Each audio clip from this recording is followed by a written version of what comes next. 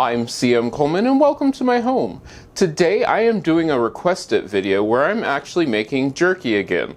I've decided I'm going to do at least one jerky recipe a month, so that'll be sort of fun because lots of us love jerky. Now this recipe was requested because someone wanted me to test out the Eastman's outdoor jerky, and I've done this before. I've used this. I have not used this flavor before, but I find it really good and I like their jerky. I also like to make my own, but since this was a requested video, I will go ahead and make it.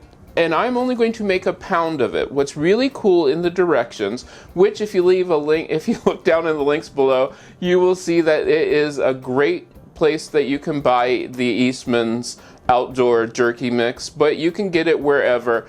But read your directions. That's very, very important. And I'm going to show you a trick that I learned, the hard way after doing this by hand the first time. Then once I figured it out, it's so easy. I'm using ground beef. The reason I'm using ground beef is because I really want to get a meat slicer so I can slice my own meat, because I'm not really good at slicing it by hand. I know some of you are. But this way you can do this. Now the one thing I will say about the ground beef, this is the leanest cut of ground beef that I could find, and it is 1 pound.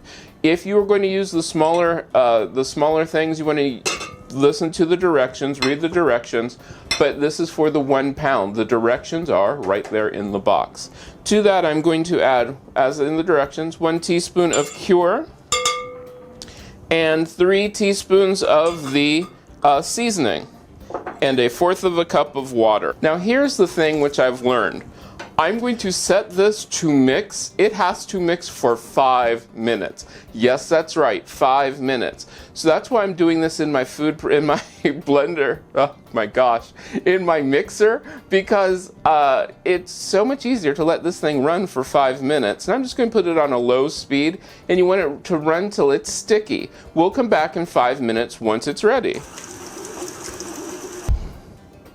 After 5 minutes of mixing, I'm going to, and believe me, this is very sticky. I'm going to take this, put it into a smaller bowl. Once it's in the smaller bowl, I'm going to cover it with plastic wrap.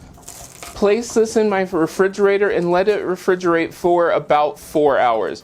Now, if I had more time, I would do this overnight, but for today, we're just going to do 4 hours.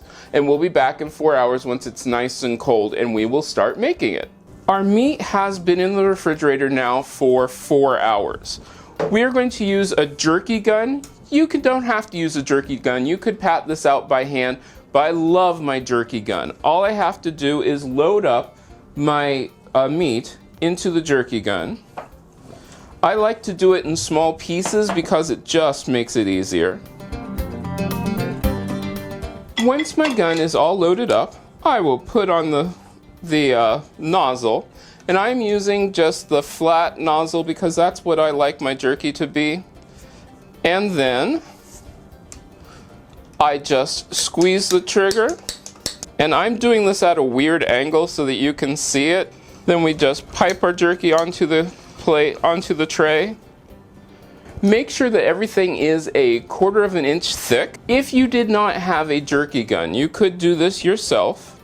All you would want to do is take your pieces and pat them out until they're about 1/4 inch thick. Then I'll place it into my dehydrator. Do you need this big dehydrator? You might not, but I make a ton of jerky, which makes this so handy. I dehydrate vegetables, I dry my own herbs. This is so handy to have, and if you want to know about it, there's a link down below where you can go to my Amazon affiliate site, which will take you there, and it'll show you all the details about it. But I absolutely love this dehydrator. It is huge. I make even my dog treats in this dehydrator. It is wonderful, and you wash it out.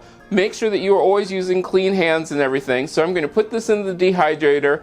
It will not stay here. It has a spot of its own where it has lots of room, and we will dehydrate it for 6, 8, 10 hours. It just depends upon the day and the meat, to the point where it's still leathery, but it is absolutely done.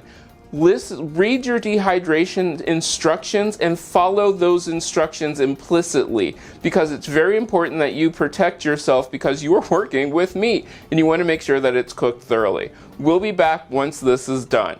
It has been about 8 hours. Let's test and see if our jerky is done. There we go. It bends and snaps. Let's give it a taste.